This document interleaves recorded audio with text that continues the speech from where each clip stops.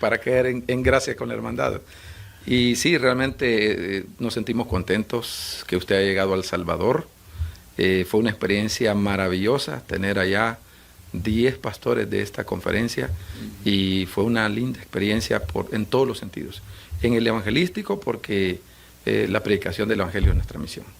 Y segundo, porque también usted es una persona que tiene mucho, por así decirlo, experiencia, rodaje, y eso nos ayuda a que nuestras iglesias sean fortalecidas. Así que El Salvador es un país pequeño, todos lo conocen como el más pequeño de Latinoamérica. Eso no sabía. Sí, 20,000 kilómetros cuadrados. Imagínense, pero tenemos un gran corazón. Y el mayor tesoro del país es su gente. La gente es cordial, es amable. En el caso de la Iglesia Adventista tenemos casi 200,000 miembros en todo El Salvador.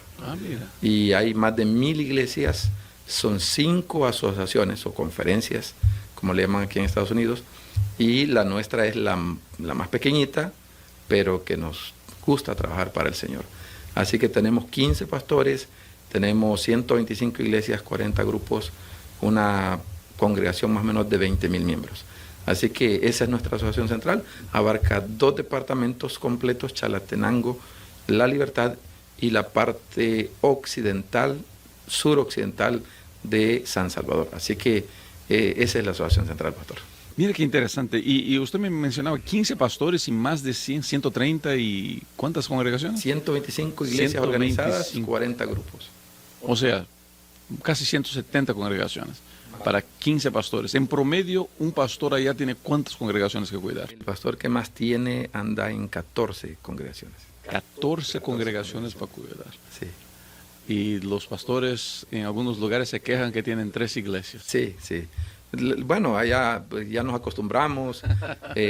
Cuando yo estuve en otra región del país, llegué a tener 20 congregaciones. ¿Usted cuidó 20 iglesias? Yo cuidé, por 3 meses cuidé 20 congregaciones, pero bueno, Dios nos da la energía, la fuerza para también organizarnos. Sí. ¿Cómo hace un pastor para cuidar 14 congregaciones? 20 congregaciones. Yo creo, pastor, que es prácticamente hay que organizarse, eso es todo. Si usted se organiza y se multiplica, creo yo que puede llegar a hacerlo. En mi caso yo lo hacía, lógicamente, todos los días de la semana existía la posibilidad de que yo estuviera en una iglesia. No como en otros lugares, quizás aquí o en otros lugares que esperan hasta el sábado. No, allá la hermandad en El Salvador, si usted les dice miércoles va a haber culto a tales horas, la mayoría llega, o un buen número.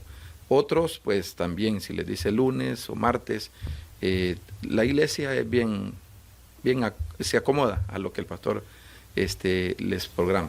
¿Y cuál sería una característica, quizá no sé si única, porque pues el mundo es muy, muy parecido, pero una característica muy propia del salvadoreño? ¿Cuál es usted me dijo, lo mejor del Salvador es su gente.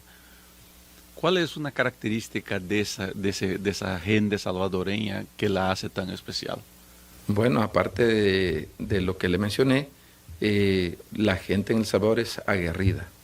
No nos damos por vencidos. ¿Sí? Somos luchadores, no solo en el ámbito material, pero también en el ámbito espiritual. Hemos pasado una guerra civil y curiosamente en la guerra civil de El Salvador fue donde más creció la iglesia. Imagínense. Y ahora... ¿Cuándo fue eso? Eso fue de la década de los 80 hasta el año 92, que se firmaron ahí algunos acuerdos. Pero yo como joven, como niño, todavía alcancé una etapa de la guerra y fue momentos difíciles, pero eso, en vez de disminuir, mucha gente se refugió en la palabra de Dios. Y ahí estaba la iglesia adventista. Qué cosa tremenda. Así que también hemos tenido otra etapa, que es la etapa de la posguerra, donde surgieron grupos denominados pandillas o maras, y eso afectó mucho, pero también Dios ha sido bueno y hemos salido adelante a pesar de esos inconvenientes. Es decir, la iglesia sigue trabajando, no se detiene, pastor. Así pase es. lo que pase. Y hoy día, pues, yo me acuerdo la primera vez que fui a El Salvador fue cuando fue en el año 2013, 14, 15, por ahí, 16, no me acuerdo qué año fui a El Salvador, y había mucha tensión en el país. Y ahora que volvimos ahí a El Salvador, casi cuántos años, 6, 7 años después, 8 años después, todo se mira muy en paz. El Salvador hoy día vive, por decir, tiempos de prosperidad, de paz. Las calles se miran mucho más tranquilas, pudimos salir a caminar y pasear sin problema. Definitivamente. Ha cambiado, realmente ha cambiado porque la seguridad ha mejorado. Es algo innegable y pues para nosotros es maravilloso. E incluso en nuestra asociación teníamos 13 iglesias cerradas por causa de la inseguridad de las pandillas. Pero gracias a Dios, y ahora no tenemos ese dilema y la iglesia sigue avanzando. Una de esas 3 iglesias ya se está congregando de nuevo, hay planes para que se siga predicando en los sectores donde se cerraron iglesias y ahora los hermanos pueden predicar de una mejor forma, porque antes no podías pasar de una colonia a otra, habían peajes, aquí en Illinois hay muchos peajes, sí. y hay que pagar por todas las calles, allá también, si usted quería ir de una colonia a otra, tenía que pasar por un peaje que establecían estos grupos, y pues si usted no les convencía, le podían causar daño, pero gracias a Dios nuestra iglesia siempre fue bendecida y estamos seguros que la mano de Dios protegió a nuestros hermanos. Así que usted que nos está mirando, eso he notado en los tiempos que estuve ahí, estuvimos casi 10 días con ustedes por allá, y una cosa que he notado es la cantidad de turistas en El Salvador. El país es increíblemente hermoso, la comida es sabrosísima, las playas son muy hermosas en El Salvador, la naturaleza de El Salvador, los volcanes. Nosotros tuvimos el gusto de conocer varios lugares interesantes. Los mercados también. Los mercados, ya la comida, los mercados, madre mía. Bueno, ya son casi las 12 del día, me está dando hambre. Así que usted que nos mira, pues haga planes de ir a El Salvador, le va a gustar un montón. No solamente la iglesia, que es muy amable, muy fervorosa, muy prendida para el evangelismo, pero la gente es muy especial y la naturaleza, el lugar es muy hermoso. Vaya preparado para aumentar algunas cuantas libras, ¿no es cierto? Porque El Salvador es especial. Pastor, vamos a entrar al estudio de la lección. Esta semana vamos a hablar sobre la soberanía, el cuidado, la protección de Dios sobre nosotros. Yo hago esa pregunta a todo el mundo, quiero hacerle a usted, porque vamos a comenzar hablando sobre esto, que toda la protección, el cuidado de Dios, todo lo que Dios hace por el ser humano se basa en el concepto de la gracia. ¿Cómo usted define gracia? Para usted, ¿qué es gracia? ¿Y cómo usted pudiera enseñar gracia a las personas? Bueno, todos sabemos el famoso concepto gracia, un favor inmerecido y todo eso, pero yo creo que la gracia es algo del día a día, o sea, algo más práctico. La gracia te ayuda a ir siendo mejor persona cada día, porque a veces nos podemos quedar con el concepto de que ya fui salvo por gracia, como muchos cristianos piensan, y no hay un cambio externo en la vida del ser humano.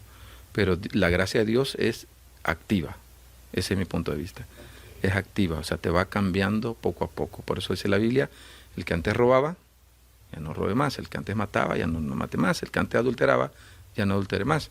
Entonces, ese es mi concepto. Entonces, la gracia, si tú la recibes de Dios, creo yo que es diariamente. Así lo considero yo. Porque no podemos de otra manera. Somos salvos por gracia. Entonces, Dios nos da esa posibilidad de ir siendo mejores personas cada día. Para usted, entonces, si alguien que dice haber sido encontrado por la gracia, pero sigue viviendo la misma vida, ¿quiere decir que esa persona no ha sido alcanzada por la gracia, no ha entendido gracia o qué? Yo creo que no es que no haya sido alcanzada, creo que no ha comprendido que no podemos decir este día a las 12 del mediodía soy salvo por gracia, pero después puedo vivir una vida desordenada. Yo creo que la gracia me invita a hacer cambios y ese cambio me va a ayudar a dejar las cosas que hacía antes. Entonces algunas personas tal vez no han comprendido el efecto de la gracia en la vida del ser humano, que para mí es un efecto diario. O sea, si la persona se encontró con Cristo de verdad, y eso es la gran dificultad que yo veo con mucha gente, la persona se encontró con Cristo, la persona tiene ese encuentro diario con Cristo, los cambios vendrán a la vida de esa persona y muchas veces sin que la persona se dé cuenta. Sí, definitivamente. Los otros se dan cuenta. Exacto, porque acuérdese, pastor, de que somos cartas leídas. Y como cristianos la gente nos está observando, la gente nos ve, a veces el vecino nos observa y el vecino ve cuando el cristiano es verdaderamente cristiano, por su forma de vestir, por su forma de hablar, por su forma de presentarse. Entonces hay un dicho muy famoso que usted conoce, que el hábito no hace al sacerdote, pero hay una parte que falta de ese dicho. Dice, el hábito no hace al sacerdote, pero lo identifica. Entonces, cuando usted ve a alguien que anda con un color blanco aquí en el cuello, usted dice, es un sacerdote, lo identifica. El cristiano debe identificarse. Entonces, la persona que cree en Cristo, que sigue a Cristo, debe identificarse. Nosotros como iglesia, no solo debemos identificar que vamos el sábado a la iglesia, que esperamos la segunda venida de Cristo, sino que diariamente en nuestro trabajo, en la escuela, en la universidad, en el bus, en donde sea, en el partido de fútbol, debemos ser identificados como hijos de Dios.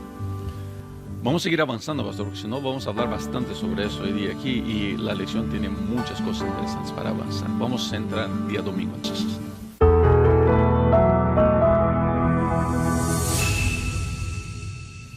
Pastor, vamos a seguir nuestro estudio y ahora entrando al tema del día domingo. Hay una pregunta que brota de lo que estudiamos el día domingo. Y yo siempre recomiendo a la gente que lea su lección, no dependan de videos, que lean la lección. Y al leer la lección llegamos a una pregunta.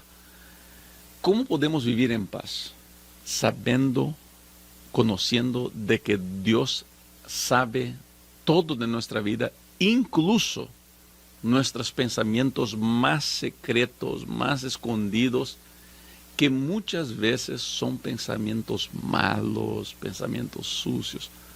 ¿Cómo podemos vivir en paz con esa idea? Bueno, yo creo que en primer lugar es interesante el libro de los Salmos. ¿Por qué? Porque para mí, y según dice la lección, el libro de Salmos es como un clamor de lo más profundo de nuestro corazón a Dios, como una súplica o un agradecimiento. Entonces, cuando nosotros sabemos que Dios conoce nuestros pensamientos, es porque así es. Por ejemplo, cuando Jesús sana al paralítico que meten por el techo, si usted recuerda esa experiencia de Mateo, la gente ahí, cuando Jesús le dice, tus pecados te son perdonados, ¿qué hacen los fariseos? ¿Qué hacen la gente que ahí estaba para criticarlo? Dice, este hombre blasfema. Claro. Pero dice la Biblia, allí mismo, que Jesús conocía sus pensamientos. Entonces, Jesús sabe perfectamente. El diablo no. El diablo puede interpretar nuestros gestos, querer adivinar, correcto, pero Jesús los conoce, porque Él nos creó. Él formó cada parte de nuestro cuerpo. Somos creados por Él, somos redimidos por Él en la cruz del Calvario. Sí. Y es allí donde nosotros como cristianos debemos entender que Él nos conoce. Es como usted tiene 2 hijas, usted las conoce bien. Claro. Usted sabe cuando su hija está triste, sabe cuando su hija está preocupada, sabe cuando está enojada o está muy alegre. Entonces Dios también nos conoce. Entonces nos sabe nuestras debilidades, nuestras fortalezas, y Él está allí para que cuando nosotros pidamos fortaleza, ayuda, soporte, Él está listo porque nos entiende. Sabes que eso me hace pensar mucho en la cuestión de la oración, ¿no? Hoy día, yo acompaño muchos medios sociales y una de las cosas que se habla mucho en nuestros días es la importancia de la disciplina. Por mucho tiempo se ha hablado así, no, sí, tienes que desear, tienes que, la gente de motivación, no, si visualizas tu victoria, entonces la puedes alcanzar. Hoy día el discurso cambió un poco, ya no es más si la visualizas, no, es si estás dispuesto a pagar el precio, y la énfasis de todo lo que es coaching personal o motivación está en la disciplina personal. Y parte de la gran mayoría de los predicadores de disciplina personal añaden a la disciplina personal, como parte del proceso de disciplina personal, la meditación. Si miras, quieres tener éxito en la vida, tienes que sacar tiempo para la meditación. O sea, hoy día el mundo está predicando la importancia de meditar. La iglesia, la Biblia habla de la importancia de orar desde que el mundo es mundo. Y nosotros seguimos ignorando. Y mucha gente me dice, pastor, pero voy a orar, pero mi oración no dura más que 30 segundos, 40 segundos. ¿Por qué? Porque nosotros pensamos que orar es pedir y pedir y pedir. Pero orar, dice Elena de White, es abrir nuestro corazón como a un amigo. Abrir nuestro corazón como a un amigo es contarle lo que va en nuestra vida. Y he escuchado gente decirme así, pero pastor, ¿cómo le voy a decir a Dios esas cosas? Son cosas feas, cosas malas, pecados, adicciones. Y lo que la gente se olvida es de que Dios ya sabe todo eso. Efectivamente. Y hay un detalle, pastor, que si me permite puntualizarlo, y es que escuché una historia en una radio cristiana de un padre que sale a la calle, levanta la mirada hacia el cielo y va pasando un avión y estaba con su hijo. Le dije, hijo, ¿qué te parece ese avión? Es un avión, ¿te gustaría estar en ese avión? No, dice, pero es que ese avión, le dice el niño, ese avión es muy pequeño. Ahora lo lleva a un aeropuerto y se va hasta donde pueden llegar las personas y ahí está estacionado un avión de esos jumbo y le dice, ahora, ¿qué piensas del avión? Dice, pero es que estaba tan lejos la primera vez que se miraba tan pequeño, pero ya cuando lo tengo cerca esto es algo inmenso. Y el concepto decía que mientras más nosotros nos acerquemos a Dios, vamos a ver más su grandeza. Pero si estamos lejos, vamos a ver que Dios está allá y es pequeño, que no afecta a nuestra vida. Y la grandeza de Dios tiene mucho que ver con su perdón, ¿no? Hoy día, ¿cuánta gente sufre con la culpabilidad? Y no se dan cuenta de que no importa cuán asquerosas hayan sido sus vidas, o cuán malos hayan portado, o cuán malos son. Nosotros tenemos la garantía, y el libro de los Salmos garantiza eso al ser humano. Dios te perdona, Él te conoce en la intimidad, y el perdón está garantizado para ti. Y estamos a su alcance, que es lo mejor. Exacto. Porque eso es lo que dice la lección, que estamos al alcance de Dios. Entonces, el concepto que dice la mensajera del Señor, dice que la oración no baja a Dios hacia nosotros, sino que nos eleva hacia Él. Y por eso, sabes que estos días es interesante, ¿no? Alguien me dice, pastor, una pregunta que me mandaba. Yo contesto preguntas aquí en el canal.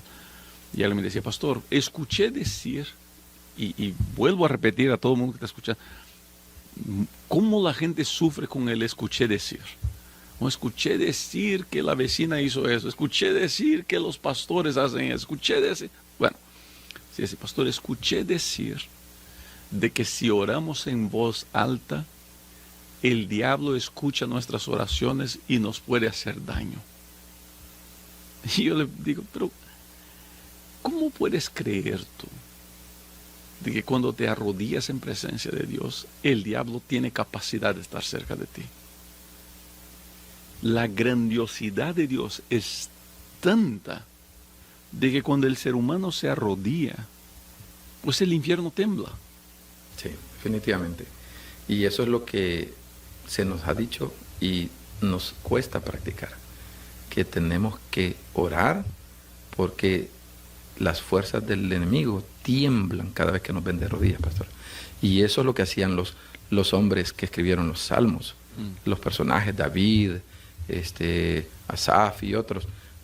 Eran personas que estaban en medio de la angustia, en medio de los problemas, en algunos casos David perseguido en el desierto, en cavernas, en cuevas, pero allí clamaron a Dios y compusieron muchos de estos salmos que nos enseñan ahora cómo nosotros podemos acercarnos más a Dios.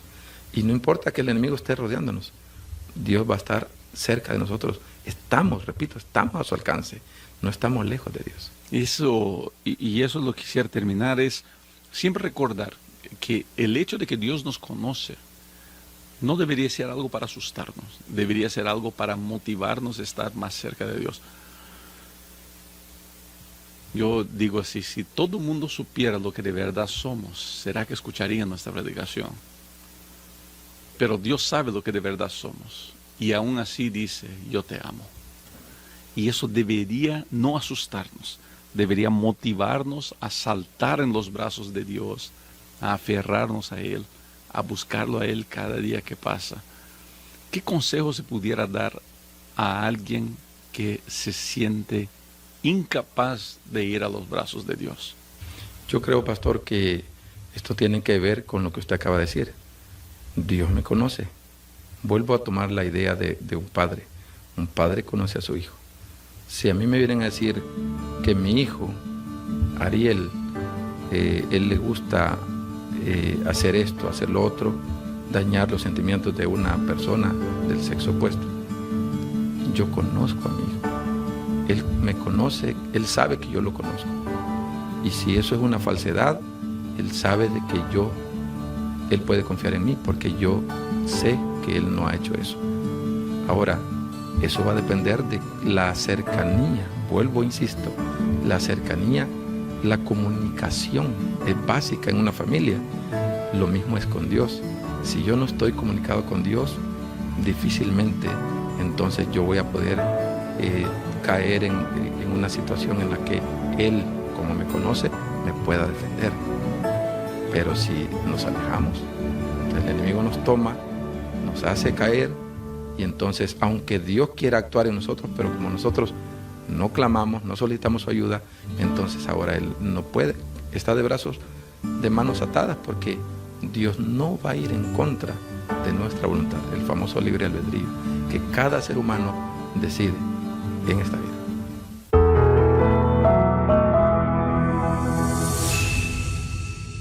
Vamos a comenzar la lección del lunes leyendo Salmo 43.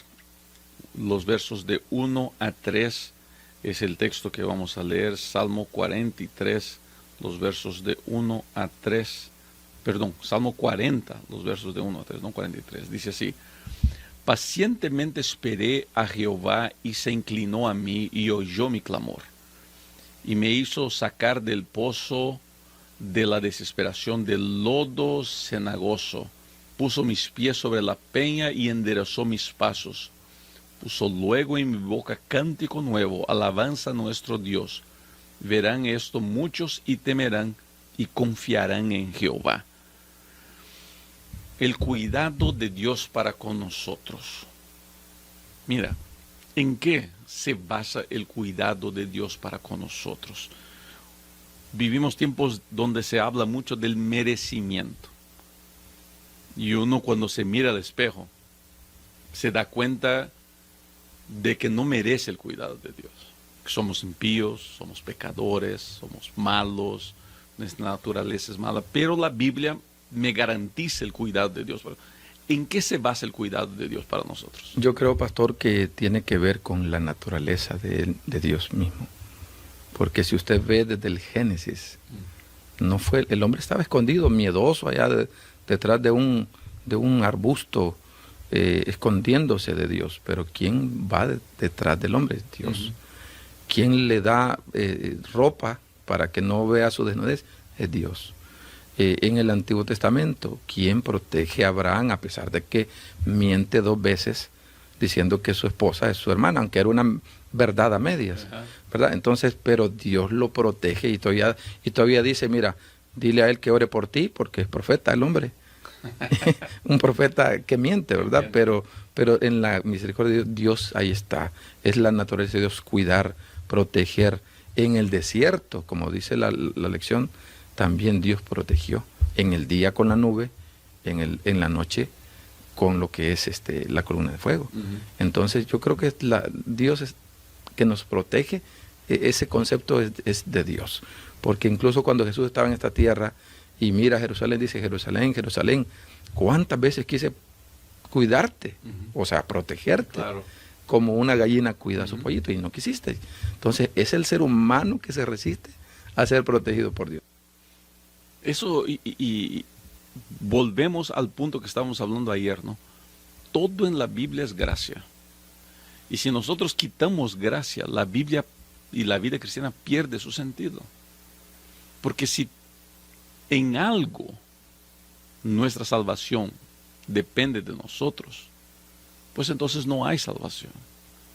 Si en algo, si cualquier cosa buena que la Biblia enseña dependiera de nuestro comportamiento, de nuestra vida, por eso yo lucho mucho con conceptos de que si haces eso, entonces serás bendecido. Si no haces, no serás bendecido. La bendición de Dios es para justos y impíos, y eso es gracia. La protección de Dios es para justos y impíos, y eso también es gracia.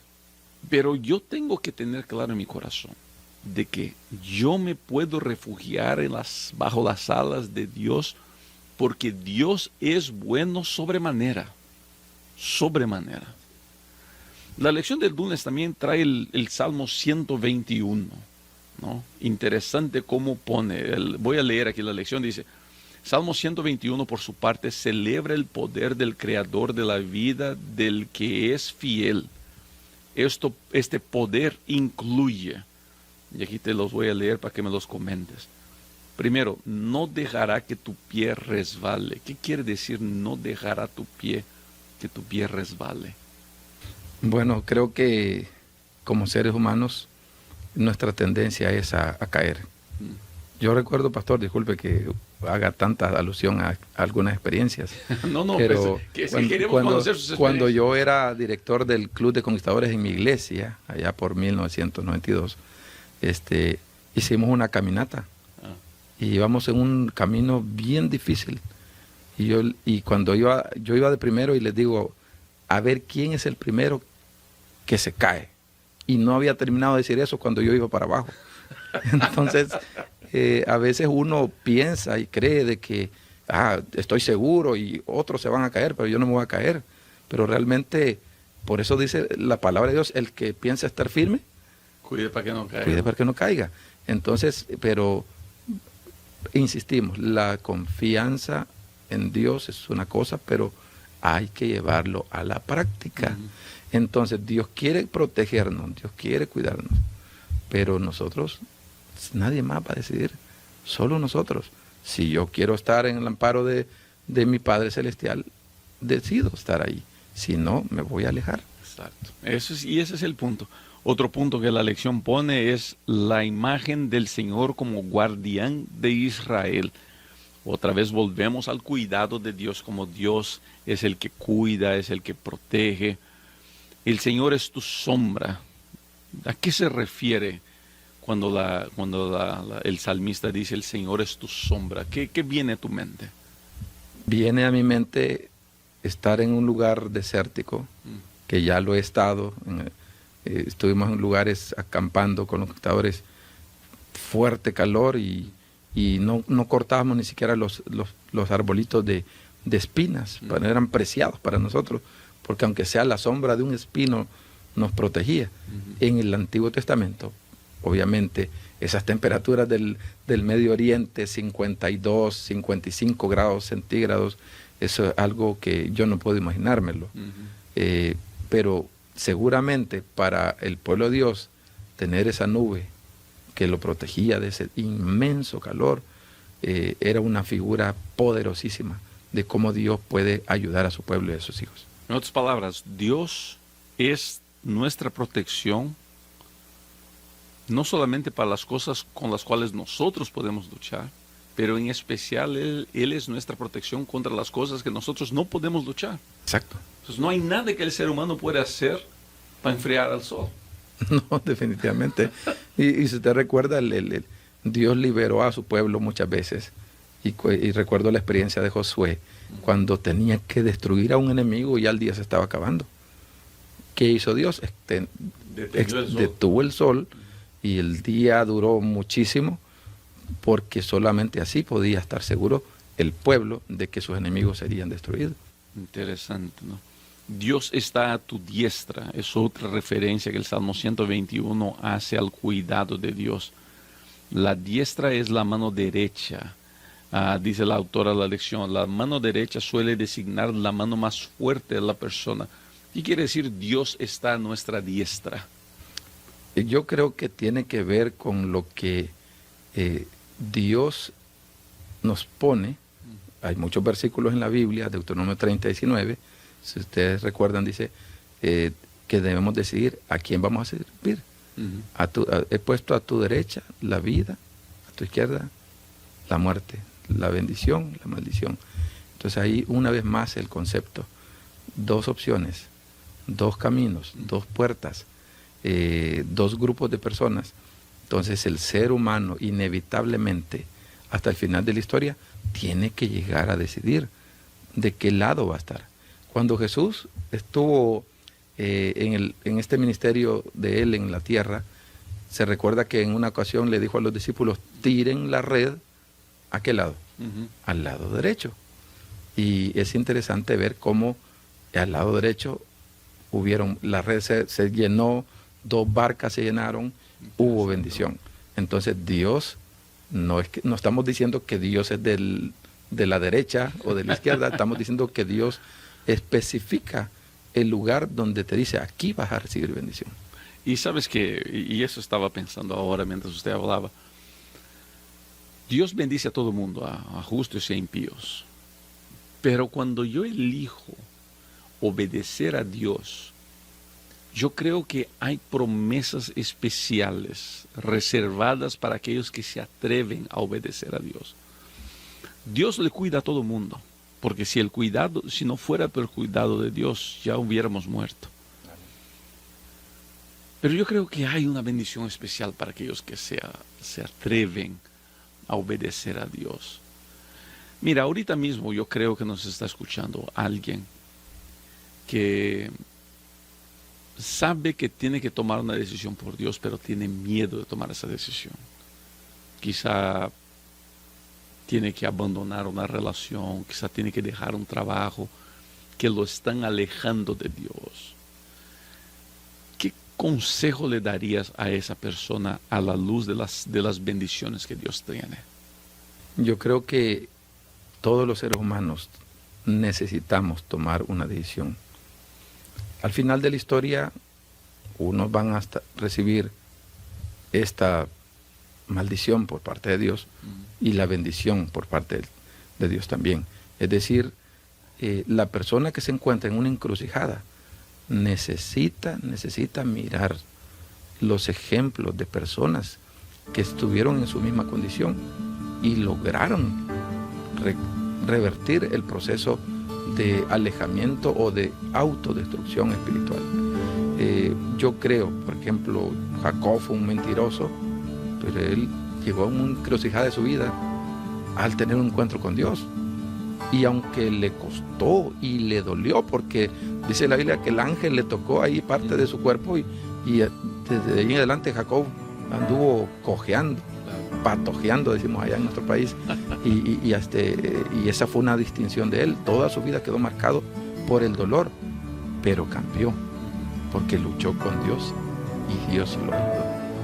Pero si nosotros confiamos solo en nosotros mismos, o porque tengo un estudio, una licenciatura, una maestría, un doctorado, o porque tengo mucho dinero, o porque soy famoso, o porque tengo muchos likes en la internet o algo así, confiamos más en las cosas y en las personas o en nosotros mismos.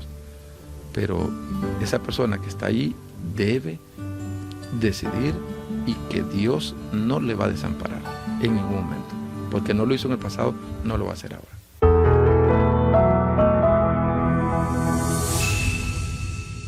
Pastor, sabes que uno de los momentos más divertidos de mi ministerio, cuando llegué a Estados Unidos, aquí en Estados Unidos muchas de nuestras iglesias usan música contemporánea en su alabanza, ¿no? En Brasil mayormente, cuando yo salí de Brasil, 14 años, 15 años atrás, la mayoría esmagadora de las iglesias usaba puramente el himnario. Hoy día ya ha cambiado un poquito eso, creo, en algunas iglesias, ¿no? Pero me acuerdo un día en la iglesia que era pastor, que se cantaba mayormente música contemporánea. Un día ellos estaban cantando una música que decía, yo soy la niña de tus ojos. Y la gente cantaba. Y yo me di cuenta de una cosa interesante. Las mujeres cantaban eso felices. Pero los hombres, hermanos, los hermanos, que mayormente mis feligreses eran mexicanos, pues, ¿no? Bravos, machos, hombres, así, ¿no? Y para ellos cantar yo soy la niña, pues ya demasiado, ¿no? Y vamos a ver un poquito de esa expresión, ¿no? ¿Qué quiere decir el salmista cuando se refiere a eso? Me llamó la atención a mí y también hemos escuchado esas alabanzas cristianas.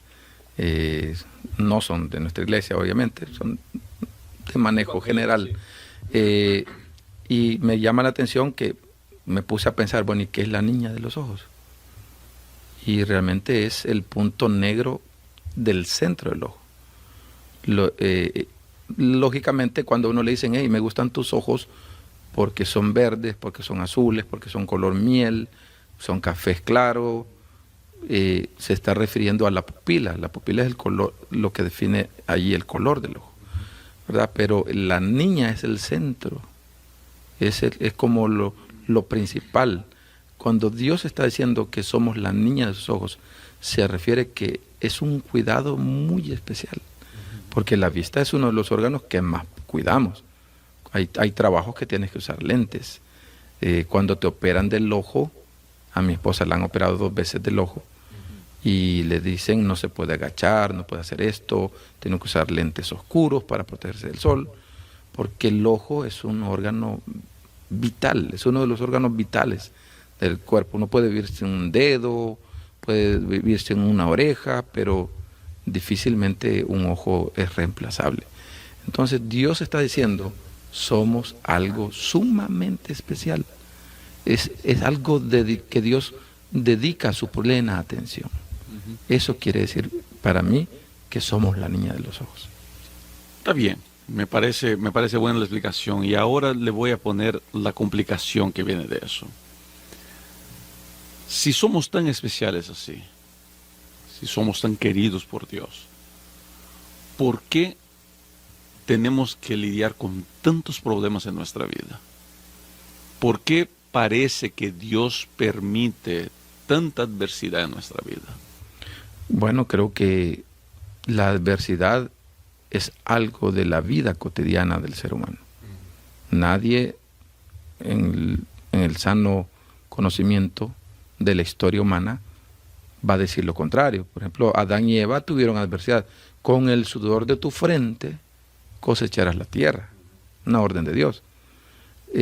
Con dolor darás luz a tus hijos. Y así sucesivamente. Yo podría ponerle ejemplos de cómo les costaba a los pescadores en el mar de Galilea, los discípulos, ellos les costaba, había días que no lograban nada. En esta vida siempre vamos a tener adversidades.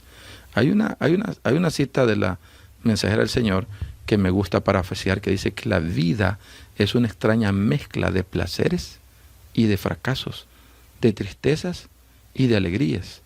Y será así, dice, hasta que Cristo venga. Wow, interesante. Sabes que a mí, yo entiendo lo que estás diciendo, pero yo le añadiría un otro punto a esto, que es la bendición que hay por detrás de la adversidad. Por veces mucha gente, y probablemente alguien que nos está escuchando ahora, que esté pasando por un momento de adversidad, de dolor, de tristeza, pueda pensar que eso es una maldición o que esa es la ausencia de Dios en su vida. Y no nos damos cuenta por veces de la bendición que hay por detrás de la adversidad, de la bendición que existe por detrás de las obras de dolor. Porque uno piensa, si no fuera esta adversidad, yo no hubiera aprendido a confiar en Dios. Yo sencillamente así. Porque la realidad, por más que la teoría nos enseñe diferente, la realidad es que en la prosperidad es muy difícil buscar a Dios. cuando todo va bien, es muy difícil acercarme a Dios. Nosotros comúnmente recurrimos a Dios cuando todo va muy mal. Así que en cierto sentido, aunque nadie quiera la adversidad, uno llega a creer que la adversidad es una bendición, porque es la adversidad que me hace buscar a Dios. Hay un chiste, ¿no?, por decirlo así, de un hombre que se decía ateo, y un día estaba volando por Escocia y el avión se malogró y tienen que saltar en paracaídas, y él saltó y estaba cayendo sobre el lago Ness, y cuando estaba cayendo allá, sale de adentro del lago el monstruo del lago Ness, que es el famoso monstruo del lago Ness que todo el mundo dice que existe, pero no existe, y abre su boca para tragarlo, ¿no? Y el señor ateo, cayendo en paracaídas, ve la bocona abierta de la bestia y grita: Dios mío, sálvame, y de repente se congela todo. Y dice el chiste que se escucha una voz, la voz de Dios, diciendo: ¿cómo, Dios mío, sálvame? ¿No que no creías en mí? Y dice el Señor: sí, Señor, yo no creí en ti, pero tampoco creí en el monstruo del lago Ness. Y ahí está el monstruo. Así que no me resta de otra. Y esa, por tonto que sea el chiste, esa es la realidad. ¿Cuántas veces? Más una moraleja. Exacto. Ahora, por ejemplo, en tu vida y en mi vida, no sé si podrías compartir con nosotros esto. ¿Cuántos momentos duros tuviste en tu vida, si te puedes acordar de uno, que te hicieron acercarte aún más a Dios? ¿Pasaste algún momento así? Muchísimos. Para empezar, mi padre falleció cuando yo tenía 11 años. Wow. Sí, y eso fue un momento duro, un momento difícil. Ya iba a la iglesia, no era bautizado, pero eso me animó a ir más a la iglesia. Luego me bauticé a los 12 años y a los 16 años muere mi mamá. Entonces ya sin papá, sin mamá, solo viviendo con mis hermanos. Pero eso no me desanimó, eso me ayudó a seguir adelante. Esa adversidad, qué bendición es los que tienen todavía sus padres vivos. Claro. Pero cada vez que yo llega el día del padre, el día de la madre, y yo no tengo a nadie a quien felicitar, como humano uno se siente un poquito triste. Pero yo digo, Dios me hizo crecer, y yo siento que me considero una persona que aprendí a madurar un poquito más rápido, por la situación de que no tenía un padre, una madre a quien acudir. A veces mis hermanos, pero a veces mis hermanos no pueden suplir esa ausencia de un padre. Y eso me ayudó a crecer muchísimo. Y he sufrido varias situaciones de salud. Una vez a mí se me explotó mi apéndice. Estuve a punto de perecer, ya estando como pastor. Y tengo una operación fuerte, una laparotomía exploradora en mi estómago, y a los 6 meses me sale una hernia incisional, le llaman los médicos, y entonces me vuelven a operar en un año. Me operaron 2 veces, y yo pensaba, bueno, la primera operación dije, me voy a morir, pero Dios no permitió que yo me muriera, y aquí estoy, y Dios me ha sacado adelante a pesar de las adversidades de familia o de salud. ¿Y sentiste que en todas estas experiencias, la pérdida de tus padres, en esos problemas de salud y mismo en otros problemas que seguramente enfrentaste en tu vida, sentiste que eso de alguna manera te acercó más aún a Dios? Totalmente. De hecho, cuando iba entrando al quirófano la primera vez que me operaron, yo iba llorando porque sentía que me iba a morir. Una semana antes había visto en las noticias que un jugador de fútbol del Ecuador se había ido al fútbol de Qatar y había muerto de lo mismo que yo estaba pasando. Y eso me impactó y dije, me está pasando lo mismo a mí una semana después. Wow. Pero ¿sabe qué, pastor? Dios siempre pone a personas que te sirven como un soporte. Y cuando yo iba entrando al quirófano, yo iba llorando y se me acerca una enfermera y me dice, ahí en la sala, antes de entrar al quirófano, había un rótulo que se adhiere en la pared, donde había una persona que estaba siendo operada, 2 enfermeras y un médico, pero detrás de ellos estaba un Jesús sosteniéndolo así con los brazos. Y me dijo la señora, no llore muchacho, me dijo, mire, así va a estar usted, así va a estar Jesús guiando su operación.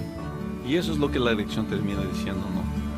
Una de las metáforas más íntimas es la que se refiere a estar bajo la sombra de tus alas, la protección de Dios, el cuidado de Dios.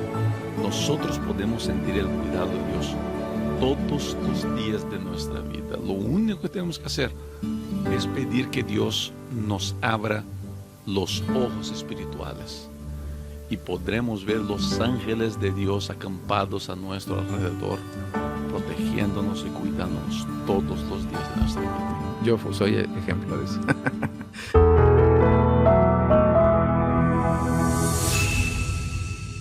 Pastor, vamos a comenzar la lección del día miércoles leyendo el Salmo 114. Dice de esta manera, ustedes acompañan en pantalla, dice así: Cuando salió Israel de Egipto, la casa de Jacob del pueblo extranjero, Judá vino a ser su santuario, Israel su señorío.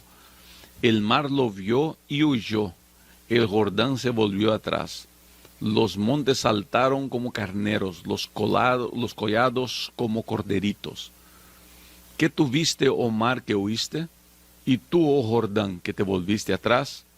Oh montes, ¿por qué saltasteis como carneros y vosotros colados como corderitos?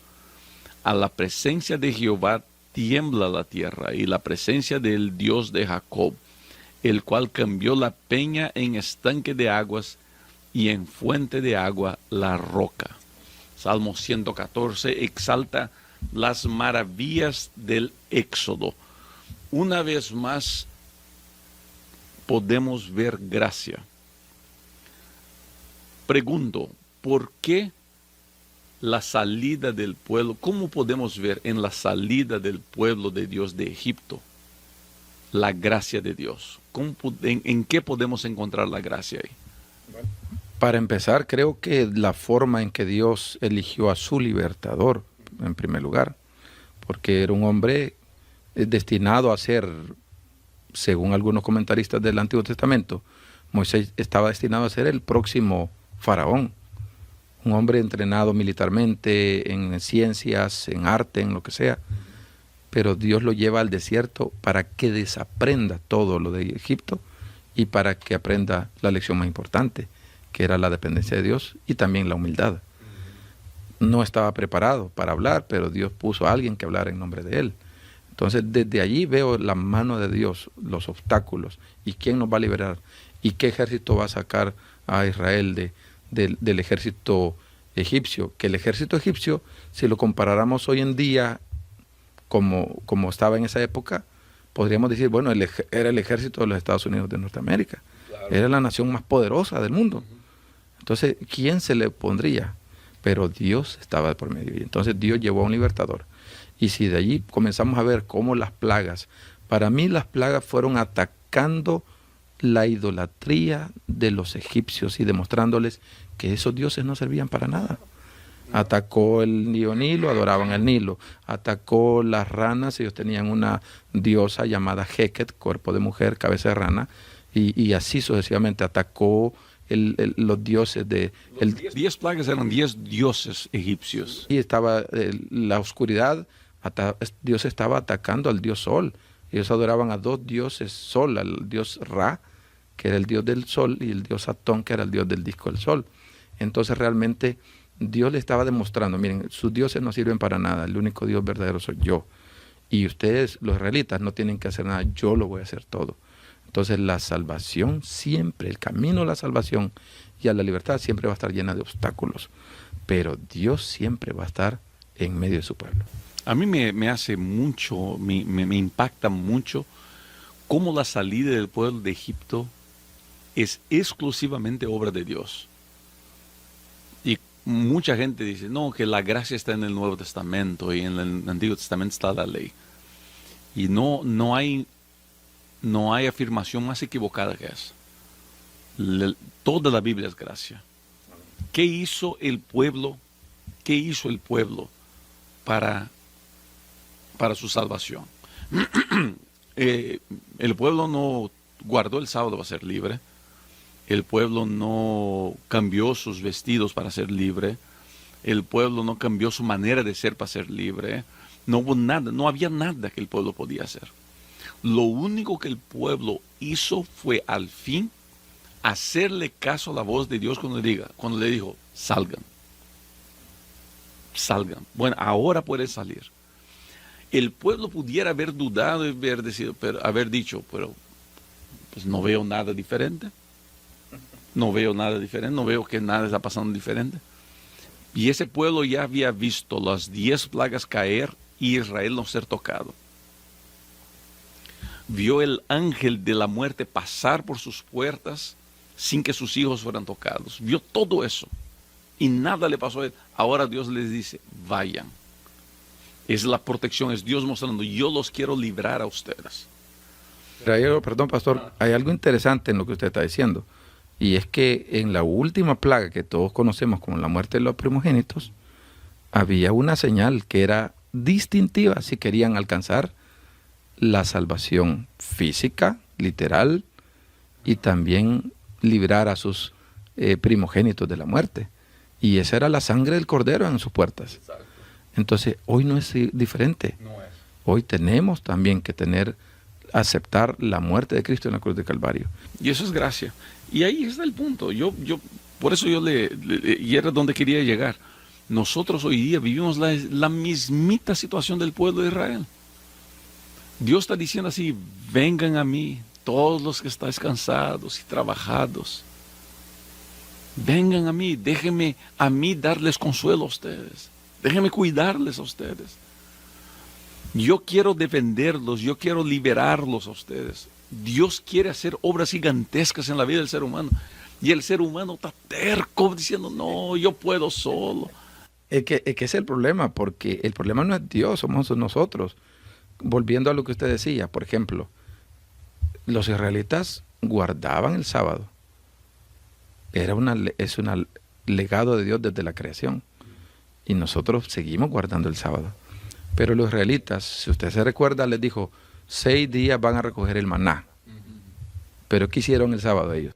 Ahí tercos salieron. Salieron y no encontraron nada. Otros dijeron, bueno, vamos a guardar para el siguiente día. ¿Y qué pasó? Se engusanó el maná. Y el ser humano siempre creyendo que sabe más que Dios, ¿no? Sus propios argumentos. Entonces, ¿por qué no depender? El maná nos da una lección. Tenían que depender diariamente de Dios. Y el séptimo día era doble la bendición el viernes, porque Dios así lo había dicho. Y después en adelante, pues el pueblo procuró con la ayuda de Dios, ¿verdad?, cumplir esa ley. Nosotros somos iguales, a veces queremos hacer las cosas a nuestro modo, a nuestra conveniencia, a nuestra inteligencia.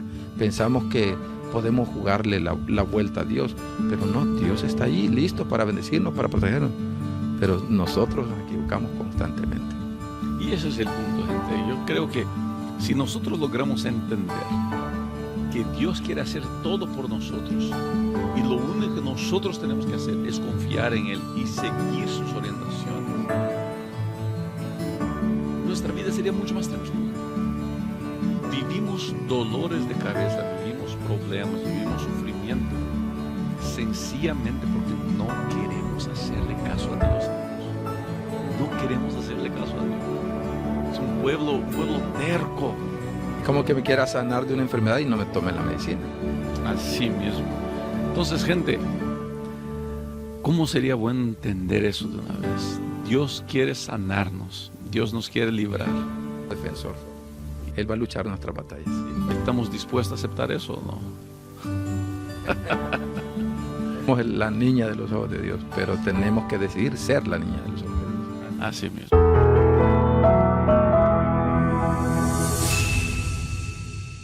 Estos días, pastor, estaba en una reunión de la división norteamericana y una jovencita que estaba representando a un grupo de jóvenes nos estaba hablando de la necesidad que la iglesia tiene de atender mejor a su juventud. Y ellos una frase que para mí fue una frase, Yo entendí lo que ella quiso decir, pero fue una frase quizá un poquito infeliz de ella, ¿no?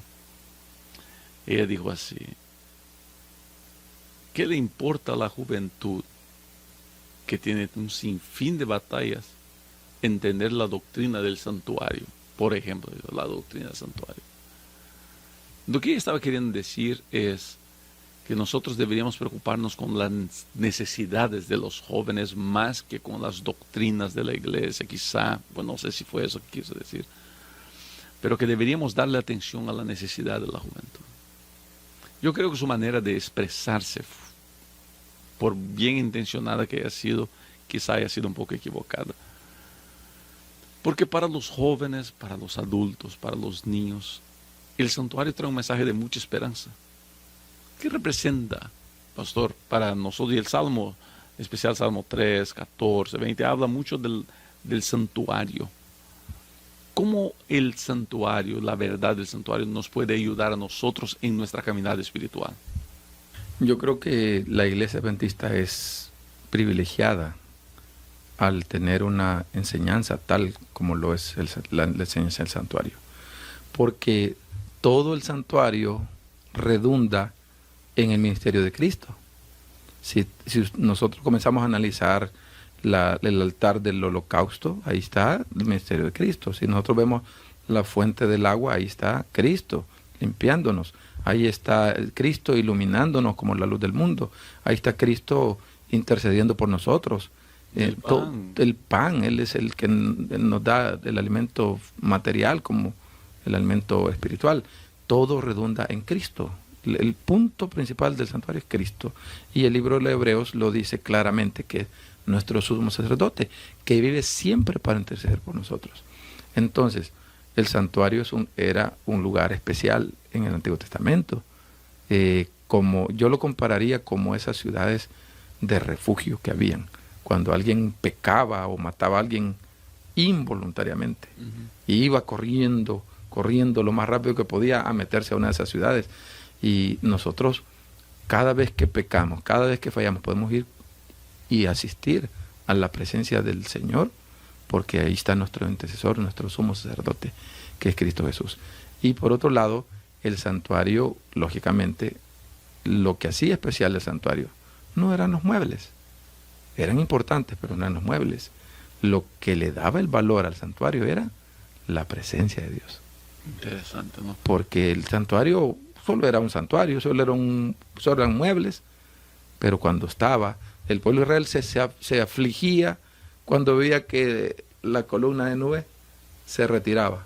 ¿Por qué? Porque la presencia de Dios se retiraba. Y Moisés se lo dijo, cuando Dios le dice, marcha, dile al pueblo que marche. ¿Y qué le dijo Moisés? No, Señor, no puedo marchar porque si tu presencia tuya no va con nosotros, no nos saques de aquí. Pero cuando él recibe la seguridad de que Dios va a acompañarlos, dice, está bien, vamos a marchar, porque tu presencia irá con nosotros. Interesante, ¿no? Lo del santuario me llama mucho la atención, cómo el santuario es una enseñanza del ministerio del Señor Jesucristo. ¿Sabes? Una de las grandes batallas que tenemos hoy día como iglesia es saber enseñar las doctrinas de la iglesia. El santuario, por ejemplo, es una de esas hermosas doctrinas que quizá esa jovencita que mencioné al comienzo nunca logró no entender, quizá nunca logró que la enseñaran de la manera correcta. Es como enseñar profecías, por ejemplo. Por veces nos enfocamos tanto en los detalles de fechas, de qué va a ser, que nos olvidamos de ver cómo Cristo es el centro de la profecía. Cómo Él es la personificación de la profecía. Con el santuario es la misma cosa. Cristo es el centro del santuario. Todo ahí adentro apunta para Cristo. Usted mencionaba los panes, el agua, la luz, el altar, las puertas, el Santísimo, todo apuntaba para Cristo. Son dos puntos que quiero sacar. Uno, la importancia de que nuestras enseñanzas sean cristocéntricas. Que no enseñemos doctrinas por enseñar doctrinas. Que no enseñemos profecías por las profecías. Que enseñemos siempre apuntando a Cristo. ¿Sabes? Que presentemos siempre apuntando a Cristo.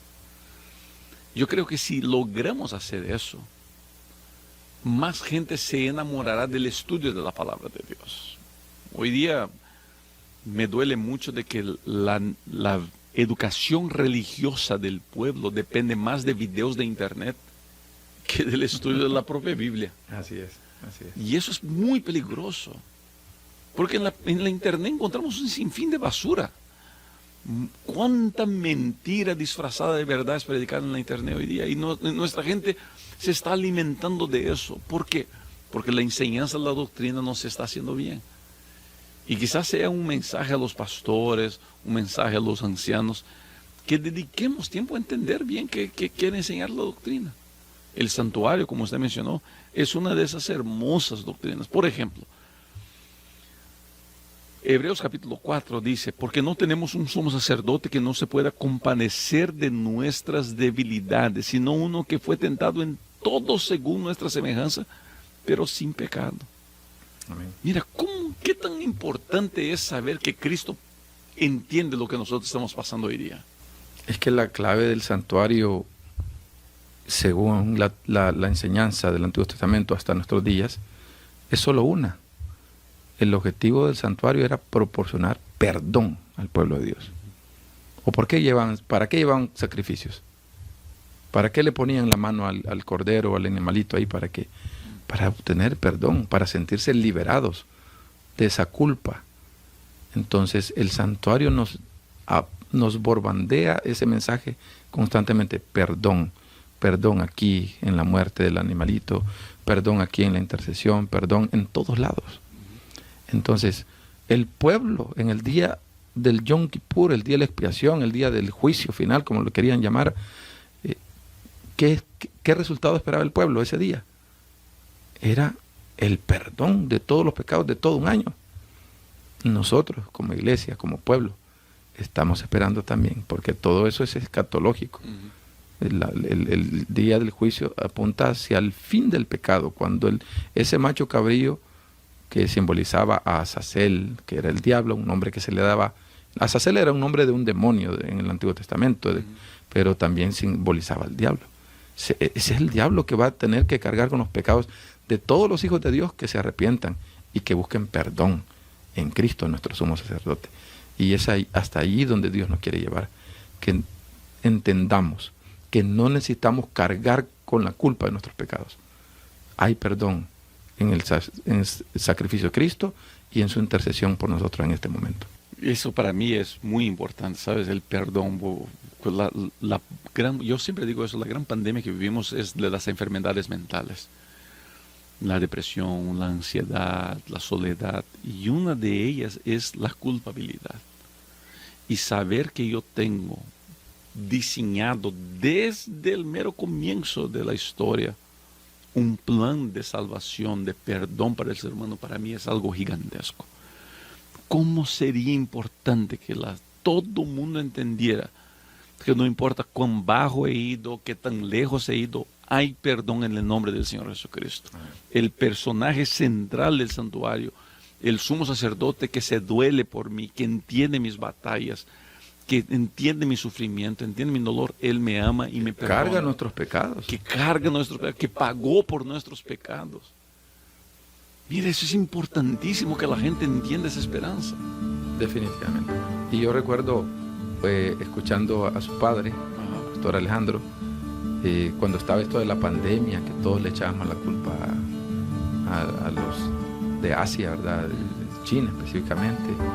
Y yo recuerdo una frase que me quedó grabada de su padre, que decía: dejemos de echarle la culpa a los chinos, dejemos de echarle la culpa a los asiáticos.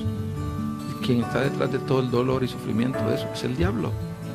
Él está detrás de toda enfermedad, de todo sufrimiento, pero Cristo viene a darnos la contraparte, y es el perdón, la salvación. Y aunque vengan 100 pandemias, guerras, lo que sea, Dios está listo para darnos el perdón. Y si morimos en otra pandemia, morimos en una guerra, pero que vivamos con la seguridad del perdón de Dios. Así que, querido amigo, querida amiga, usted que me escucha ahora, por favor, aférrese al perdón. Yo estoy seguro que el perdón de Dios en tu vida ha sido un bálsamo, así como ha sido en mi vida también. Y cómo sería bonito que más gente pudiera entender la belleza que es recibir el perdón de Dios en sus vidas.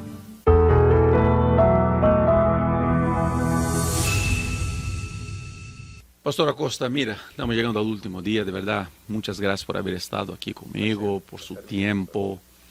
Yo pregunto eso a todo el mundo, le voy a preguntar a usted también. ¿Cuál es su salmo predilecto y por qué?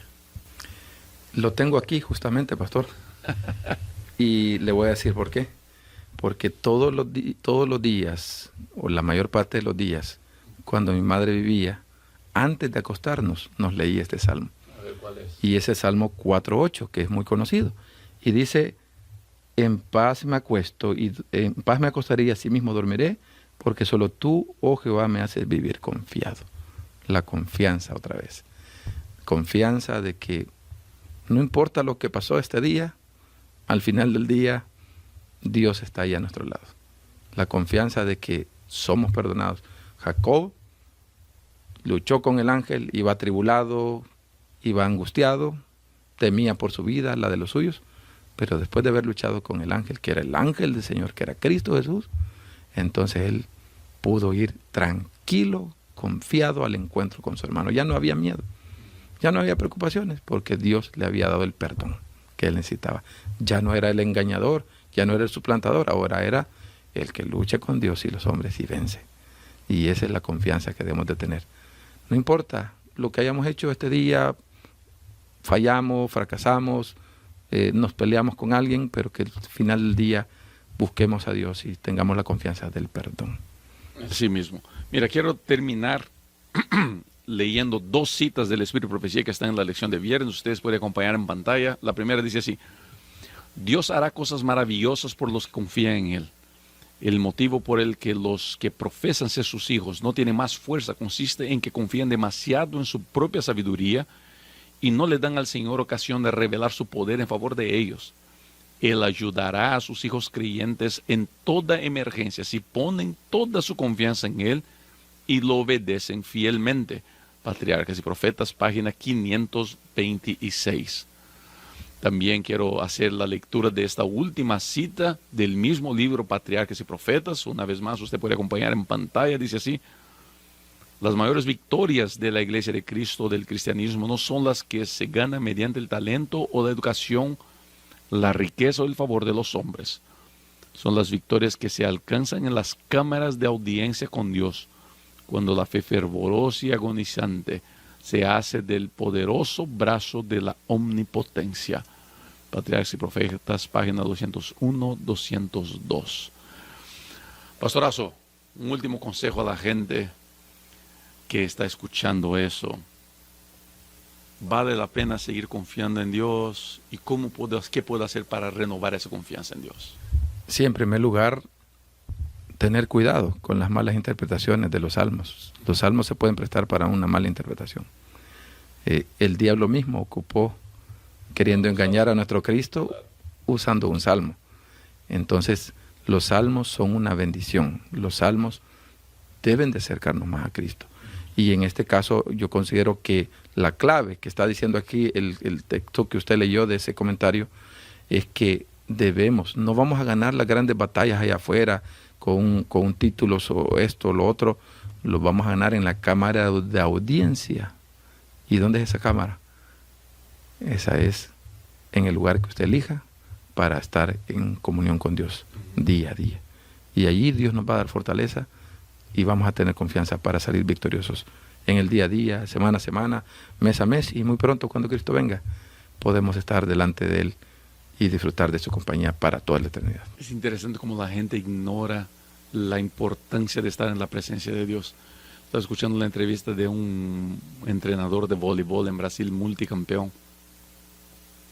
Él decía, la gente piensa que las medallas se ganan en los partidos, en los torneos, los campeonatos, las medallas, los títulos, las copas del mundo.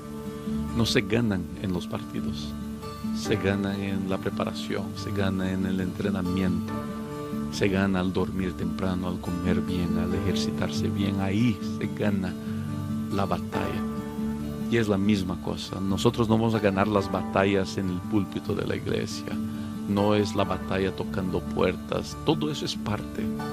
Pero la batalla se gana en presencia de Dios, en comunión con Él, en estudio de la palabra, para entonces recobrar las fuerzas y salir a la batalla y tener el éxito que Dios promete que nos dará. Mi amigo, de verdad, muchas gracias por tu tiempo. Un placer, pastor. Un gustazo y a todos ustedes que están aquí, vayan a El Salvador. Estoy seguro que les va a pasar muy bien. Los esperamos allá. Ahora el país.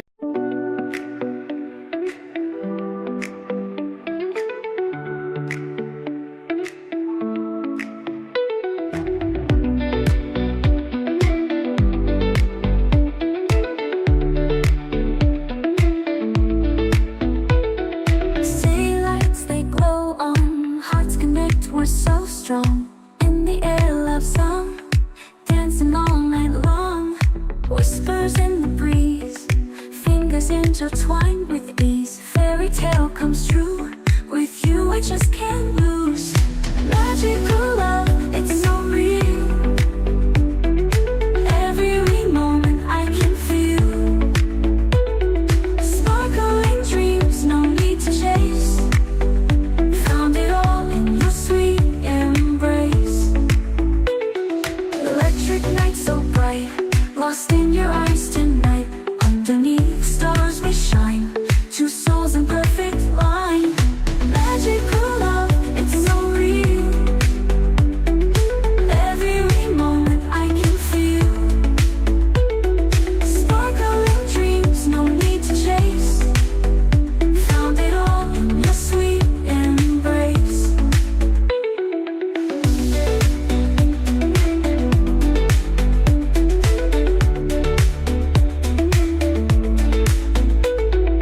Magic night so bright, lost in your eyes tonight. Underneath the stars we shine, two souls in perfect line. Magic night so bright, lost in your eyes tonight. Underneath the stars we shine, two souls in perfect line. Magical love, it's so real. Every moment I can feel. Sparkling dreams, no need to chase. Found it all in your sweet embrace. Magical, you and I. Love symphony that reaches the sky. Magical forevermore. Our love story forevermore.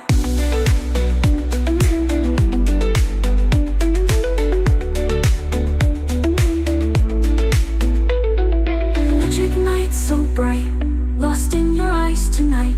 Underneath the stars we shine, two souls in perfect line.